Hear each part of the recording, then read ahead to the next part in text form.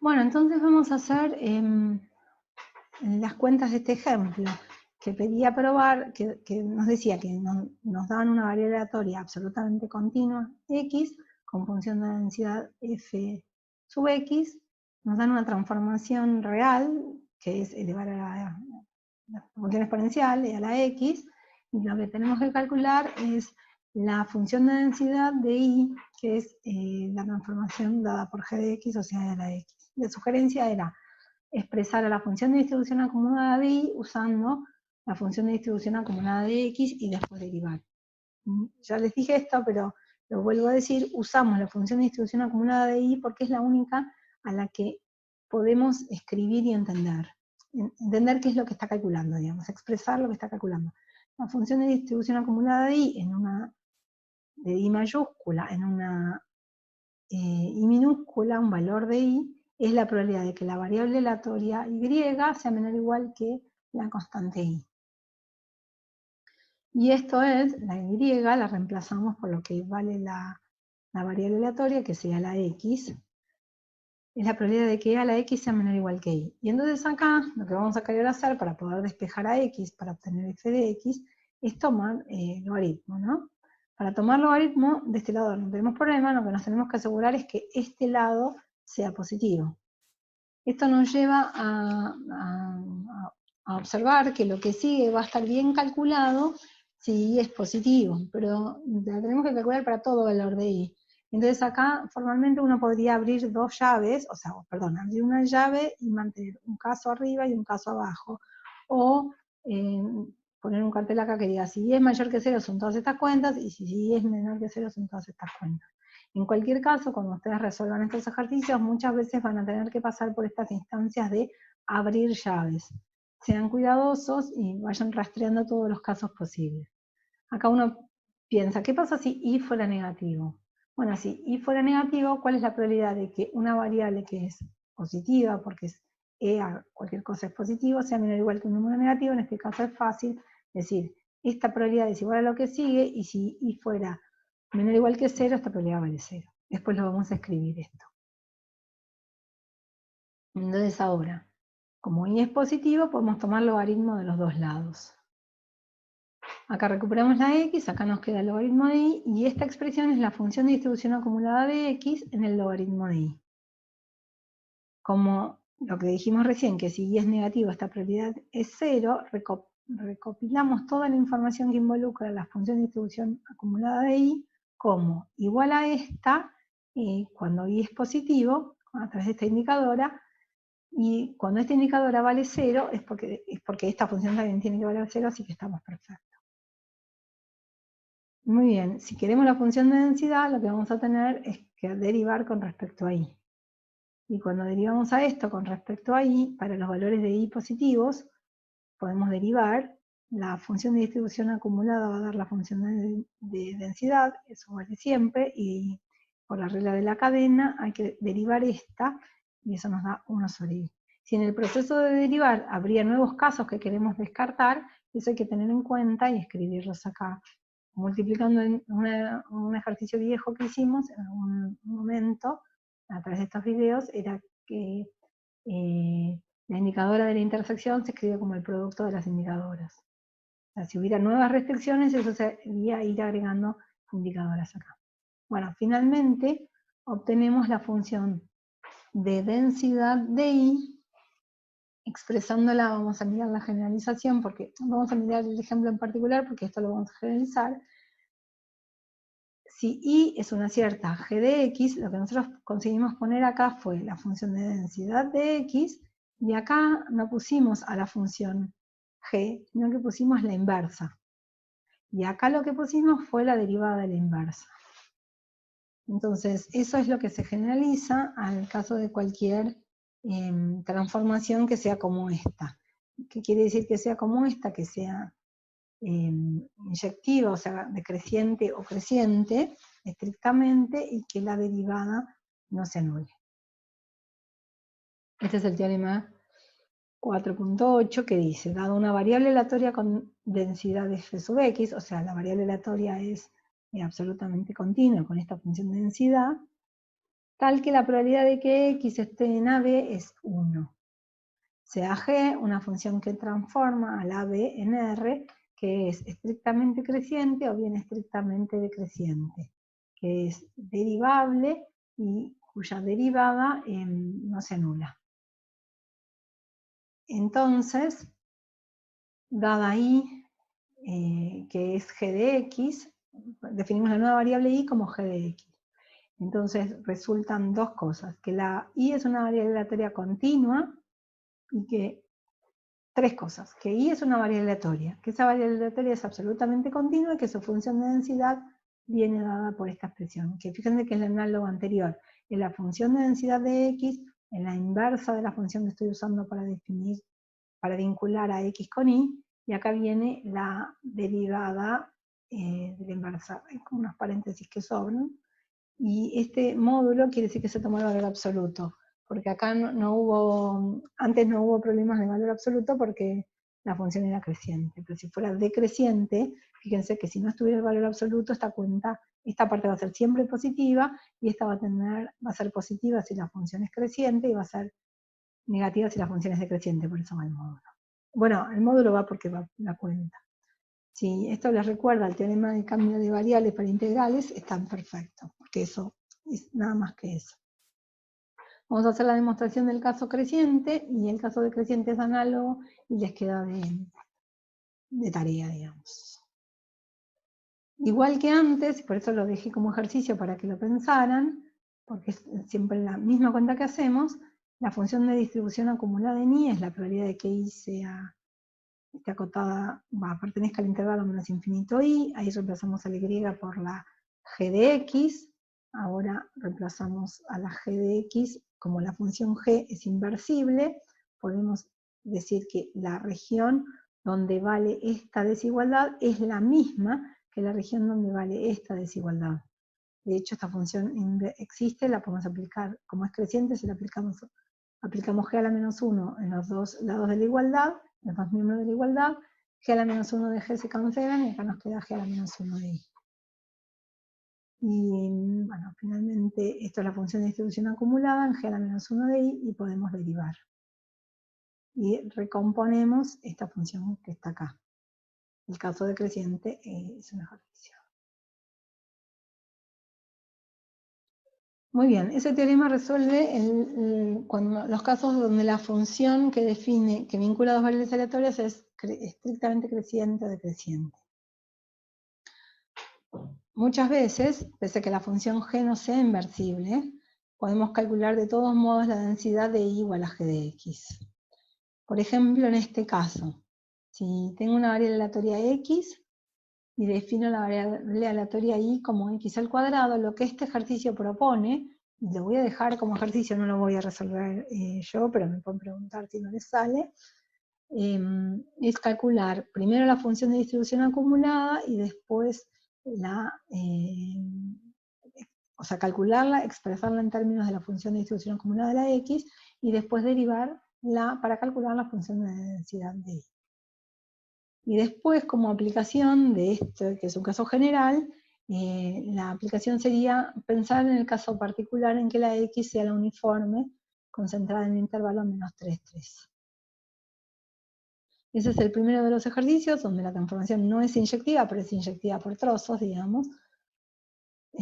Más que usar el teorema que está acá, más que usar este resultado, lo que les recomiendo es hacer esta misma cuenta, y en algún paso donde ir viendo cómo se escriben estas probabilidades en el caso de la transformación elevada al cuadrado. Y el otro ejercicio que me parece muy relevante, que creo que este está en la práctica, pero es relevante porque lo vamos a usar después en la materia, en estadística se usa un montón también, propone calcular la densidad. O sea, tenemos una variable aleatoria que es la normal, que tiene distribución normal 0, 1. Y ahora definimos una nueva variable aleatoria como el cuadrado de esta. Entonces lo que nos piden es calcular la densidad. ¿Cómo vamos a hacer? Igual que siempre. Primero vamos a buscar la función de distribución acumulada de la I, expresarla en función de la función de distribución acumulada de la Z, y después vamos a derivar. Y una vez que la deriven, la pueden mirar y comparan con todas las funciones que ya vimos, las famosas que ya vimos, que deberían hacerse una tabla con las famosas que ya vimos, una tabla, una listita, y ver a qué familia pertenece. O sea, lo que queda ahí, ¿es una normal? Por ejemplo, si fuera una normal, ¿con qué parámetros? O sea, ¿con qué valor de mu y con qué valor de sigma cuadrado? ¿O es una gamma, o es una beta, o es una exponencial? En tal caso, ¿con qué parámetros? Esa es la pregunta. Muy bien. Ahora, esos dos ejercicios los dejo de tarea, no los voy a resolver, como ya dije. Ahora vamos a concentrarnos en algo bastante relevante, que es una función g, una transformación g de x en particular que nos interesa, porque tiene propiedades probabilísticas interesantes. La función g que nos interesa es la siguiente. Lo que vamos a querer construir es, a partir de una variable aleatoria x, vamos a querer calcular la f sub x a la menos 1 de la x. ¿Qué quiere decir esto? Entonces, antes de hacer ninguna cuenta, entendamos qué quiere decir esto. Tenemos una variable aleatoria x, y ahora lo que queremos, de la cual conocemos su función de distribución. Lo que queremos es calcular la inversa de la función de distribución. Y acá están puestas unas comillas, porque no necesariamente siempre va a estar bien definida esta función de inversa, ¿está bien? Porque de esta función lo que sabemos es que es creciente en el sentido amplio y que manda todos los reales en el intervalo 0,1. Entonces la inversa debería ser algo que traiga las cosas del intervalo 0,1 en los reales. Ahora lo que vamos a hacer es proponer una versión que funciona más o menos como la inversa y vamos a precisar qué quiere decir este más o menos. Pues la f sub x a la menos 1 que vamos a definir, que vamos a llamar, como bien dice este título, inversa generalizada, va a ser eso.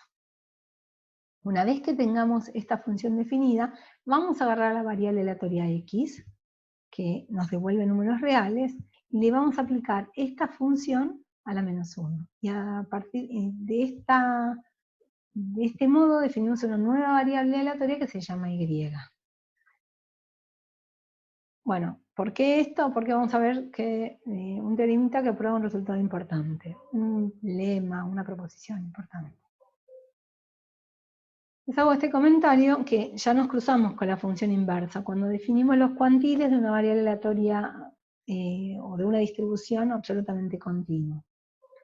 Lo que hicimos en ese momento fue definirlo en el caso en que la función de distribución no solo era absolutamente continua, o sea, sino que también era creciente. O sea que f sub x a la menos 1 estaba bien definida. Ahora lo que vamos a hacer es primero concentrarnos en un problema analítico, que es definir la inversa generalizada de una función de distribución. Que de alguna manera para generalizar, digamos, coincida en el caso inversible, coincida con la inversa. Entonces acá hay un dibujo, un esquema, que gracias a Wikipedia no tuve que hacer yo, que es una forma de una función de distribución arbitraria, con todas las particularidades que puede tener. Entonces, ¿cuáles serían los problemas para definir la función inversa? Bueno, en este gráfico están ilustrados los problemas. Consideremos el punto P3, que está dentro del rango, que está en el 0,1. Cuando vamos a tratar de ver de qué valor proviene, encontramos que P3 no está en la imagen de la función f. No hay nadie que vaya para la P3. O sea, la preimagen de P3 del conjunto formado por este punto, P sub 3, y a la función f es vacía. Y después la otra dificultad del otro problema se da con este punto P sub 1. El punto P sub 1 tiene el problema de que cuando queremos ver de quién viene, acá hay un montón de valores de los que podría venir. La preimagen por S del conjunto formado por P sub 1 contiene muchos valores y habrá que elegir uno. Entonces, tenemos dos problemas. Uno, que la preimagen da vacía porque la función es discontinua, y otro, que la preimagen da un intervalo, y habrá que elegir uno de ellos. Y acá está la observación que habíamos hecho antes. Como sea que definamos la inversa generalizada, debe verificar que la preimagen de P sub 2 tiene que darnos, o que el valor, perdón, de la función inversa de f en P sub 2 nos tiene que dar Q sub 2.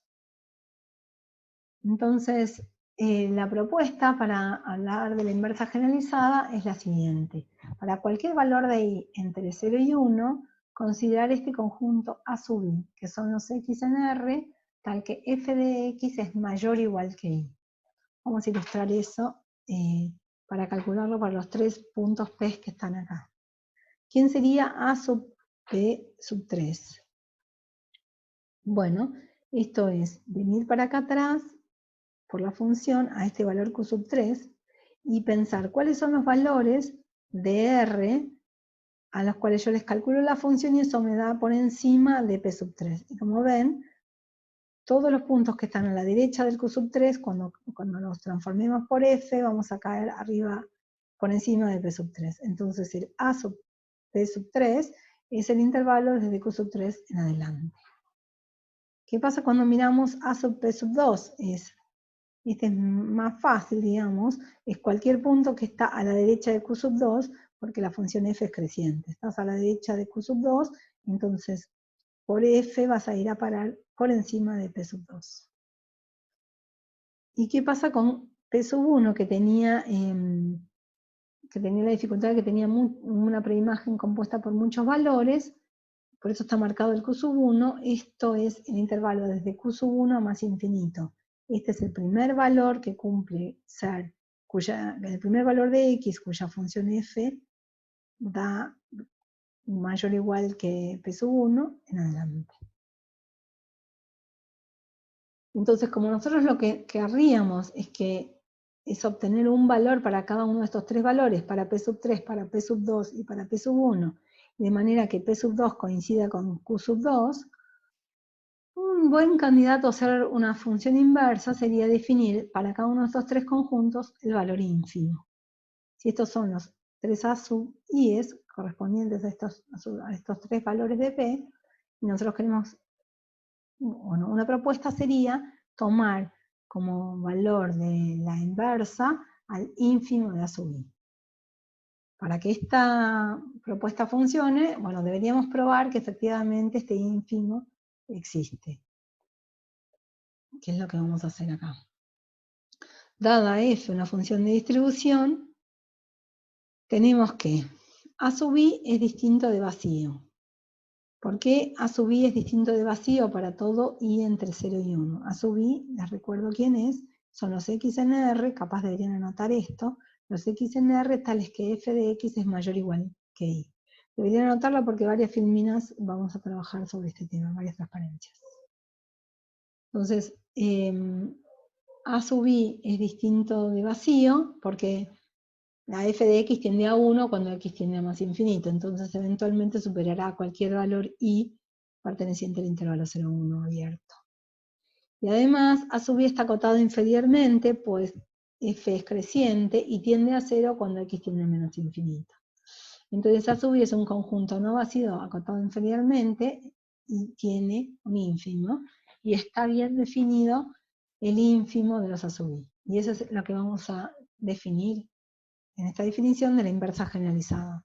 Dada una función de distribución f, vamos a denotar por f a la menos 1 a la función que para cada i en este intervalo toma el valor dado por el ínfimo, que está bien definido por el lema 4.9.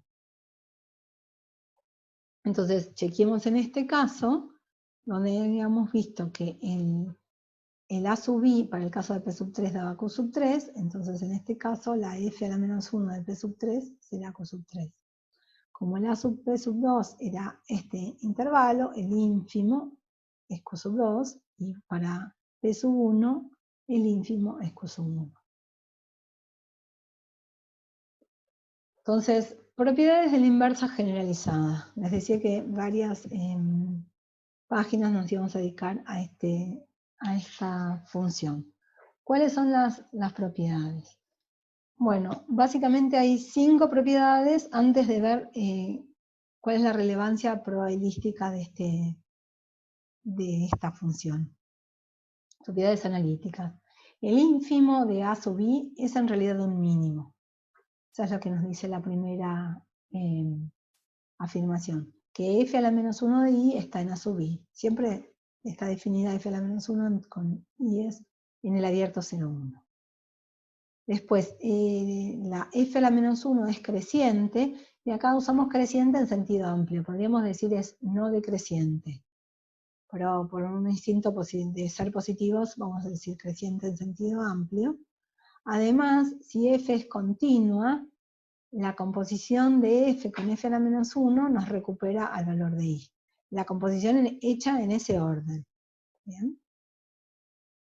Siempre, sea f continua o no, la inversa generalizada compuesta con f en x nos da menor o igual que x. O, dicho de otra manera, ahora veremos, x está en A sub f. Les vuelvo a decir que deberían anotar lo que significa A sub i. A sub i es el conjunto de los x en R, tal que f de x es mayor o igual que i.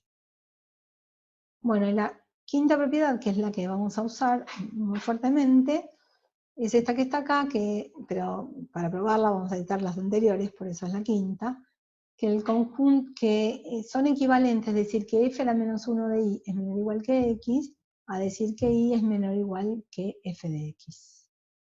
Entonces vamos a probar estas 5 propiedades. La primera, queremos ver que el ínfimo es un mínimo. Bueno, como por definición de ínfimo, lo que sabemos es que hay una sucesión de valores adentro del conjunto que van a decrecer hacia el ínfimo. X sub n son valores que están en A sub i que decrecen hacia f a la menos 1 de i, que es el ínfimo. Como f es continua derecha y esta sucesión está decreciendo, lo que tenemos es que f de xn converge a f de f a la menos 1. Aplicamos f a esta convergencia cuando n tiende a infinito. Ahora, como x sub n está en A sub i, eso lo que significa es que f de x sub n van a ser mayores o iguales que i para todo n, la definición de A sub i. Entonces lo mismo va a ocurrir con el límite. F de f a la menos 1 de i va a ser mayor o igual que i. Y por lo tanto, f a la menos 1 de i va a estar en el conjunto A sub i. Observemos que lo que dice este ítem es exactamente lo que acabamos de decir recién, pero no estaba escrito. Es lo mismo que decir que f de f a la menos 1 de i es mayor o igual que i. ¿Está bien? Fíjense que esta es una composición en orden inverso, que es la que da la propiedad 4, y también es en el otro sentido, bueno, con una desigualdad distinta. Pero es la composición distinta, ¿no? Porque es algo, primero le aplicamos f a la menos 1 y después le aplicamos la f. Acá está otra vez. Bueno, ahora tenemos que probar que f a la menos 1 es creciente. Acá hay un dibujo genérico de una función f. Lo que queremos probar es que f a la menos 1 es creciente. Lo que tenemos, o lo que podemos tener, es un I1 más chico que un I2. Entonces, cuando I1 es más chico que I2, lo que tenemos, viniendo para atrás, es que A sub I1 está dado por este conjunto y A sub I2 está dado por este conjunto. Lo que tenemos es que A sub I2 está contenido en A sub I1. Bueno, esto simplemente porque I1 es más chico que I2. Si alguien está en A sub I2 es porque su f de x es, porque son los x tales que f de x es mayor o igual que I2, y si es mayor o igual que I2, claramente que es mayor o igual que I1. A eso se refiere este comprobarlo, entender que eso está claro. Por propiedades de ínfimo se tiene esta desigualdad. Fíjense, ¿qué son las propiedades de ínfimo? El f a la menos 1 de I1 es el ínfimo de este conjunto, y f a la menos 1 de I2 es el ínfimo de este conjunto. Si un conjunto está metido en el otro, el ínfimo de este conjunto va a ser más chico o igual que el ínfimo de este conjunto. Como uno diría, el ínfimo de un conjunto más grande siempre es más chico que el ínfimo de un conjunto contenido en él. ¿Está bien? Pero ya está, probamos que si I1 es más chico que I2, la inversa generalizada de I1 es más chica que la inversa generalizada de I2. Muy bien. La siguiente propiedad que queremos ver, esto quiere decir que queremos ver que lo copié en cada caso porque ya creo que si no nos olvidamos de lo que queríamos probar.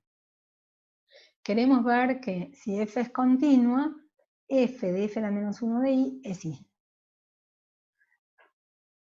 Habíamos visto por el primero de los ítems que i era menor o igual que f de f a la menos 1 de i. O sea que de esta igualdad, una de las desigualdades la tenemos probada. Lo que podemos es razonar por el absurdo. Podemos pensar, bueno, si fuera i estrictamente menor que f de f a la menos 1 de i, yo podría pensar que hay un valor que le llamaría estrella entre este y este. Ahora, como la función f es continua, lo que por el teorema de Bolzano va a haber un valor y estrella que está que se puede escribir como un f de x estrella. ¿Bien? Y eso es porque la función f es continua. No siempre lo va a ser, pero estamos analizando el caso f continuo. Y este y estrella es un valor entre 0 y 1, y la función f tiende a 0 cuando vamos para menos infinito y a 1 cuando vamos para más infinito. Entonces, reemplazando en esta desigualdad de acá, en vez de poner y estrella, ponemos f de x estrella.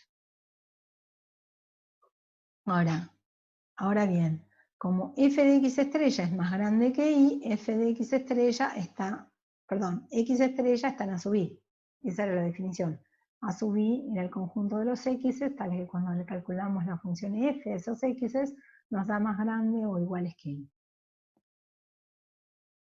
Ahora, como x está en a sub i, por propiedades de ínfimo, f a la menos 1 de i, que es el ínfimo de la sub i, tiene que ser menor o igual que x estrella. Pero podemos entonces aplicarle la función f a esta desigualdad de acá. Como f es creciente, le aplicamos a esta desigualdad la f para obtener que f de f a la menos 1 de i es menor o igual que f de x estrella. Y si miramos esto y lo afirmado en la ecuación 9, en la inecuación 9, vemos que hay una contradicción.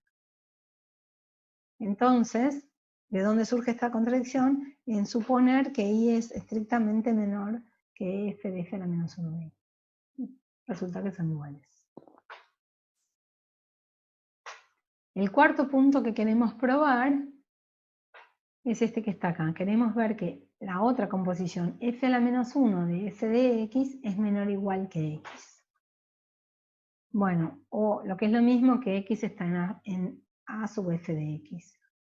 Entonces, ¿qué es a sub f de x? Bueno, si miran el papelito que tienen escrito, donde tienen escrita, donde les recordé que se había anotado la definición de a sub i, a sub f de x es el conjunto de los valores en R, digamos los W en R, tal que cuando le calculamos f a W, eso nos da mayor o igual que f de x. Como trivialmente f de x es exactamente igual que f de x, x está en a sub f. ¿Está bien? Como x está en a sub f de x, f a la menos 1 de f de x, que es por definición el ínfimo de a sub f de x. Esa es la definición de f a la menos 1 de f de x. Ahora, decir que x es, bueno, esto, ¿no? Realmente esto nos dice que el ínfimo tiene que ser menor o igual que x, que está en ese conjunto. Y ya está. La quinta y última afirmación a probar es esta equivalencia. Entonces, comencemos con la implicación. Asumamos que se cumpla que f a la menos 1 de y es menor o igual que x. Entonces aplicamos la f creciente a esta desigualdad para obtener que f de f a la menos 1 de y es menor o igual que f de x. Ahora, en 1, en la primera de estas propiedades, probamos que y era menor o igual que f de f a la menos 1 de y por lo tanto menor o igual que f de x. Entonces probamos esta implicación. Para ver la recíproca, comenzamos de acá. Y vale lo siguiente.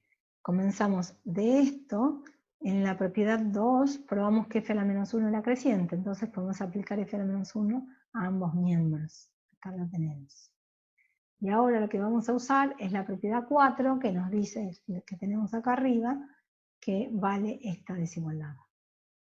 Entonces obtenemos el resultado.